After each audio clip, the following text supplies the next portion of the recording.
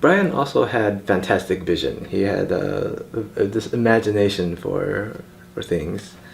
I remember there was this time in high school where he wanted to redecorate a room with like this faux brick pattern. So he went out and he got these styrofoam boards, and he was planning to make individual bricks and paint them and try to carve them so that they looked authentic. But he's not gonna get real bricks, of course. But he went through this process and he made quite a mess in the house. Like there's styrofoam everywhere, and he was trying to. I think there's some spray paint on the garage floor as well from when he was trying to deal with this stuff. He never finished it. He tried to pick it up a couple times later on, but to this day, all we have is this half-finished brick wall that's not going up anywhere.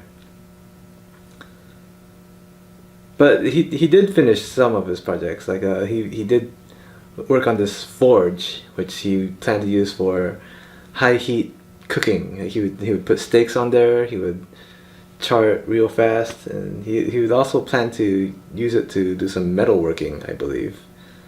I never saw it in action, but I do believe there was a point where he had a gas mask on, and he told me like he was complaining about like, oh yeah, I think there are some fumes coming out from here. I need to be more careful, and so he was trying to make sure he stood like upwind of whatever he was smelting in his furnace. That forge was quite something. He had a leaf blower to pump a lot of oxygen into it real fast to get this high temperature going. This is always kind of scary, and I was never certain if things would end safely, but no incidents happened. He did his research, and he made sure he knew what he was doing. So another device Brian was working on was this Peltier device. I'm not very familiar with this technology, but if you run a current through this thing, it'll get hot on one side and cold on the other. What he would do is he'd put this thermal paste and attach it to this heatsink so he could draw the heat away from the device and just expel it out. And all he would be left with is the cold surface.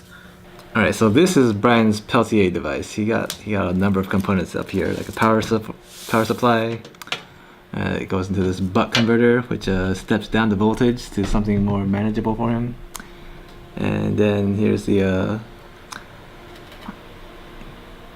device itself. So this side is cold. The other side is presumably hot, but I can't touch it because it's covered by this heatsink and it's blowing out the warm air. But this thing, there's a lot of condensation forming on it on this humid night. And we have this temperature gun that Brian used for cooking and other things. Oh, you place this on your wrist or your neck, I guess. That's where a lot of blood runs close to the surface, so you can cool it down quickly and let that kind of course through your body and bring down your temperature.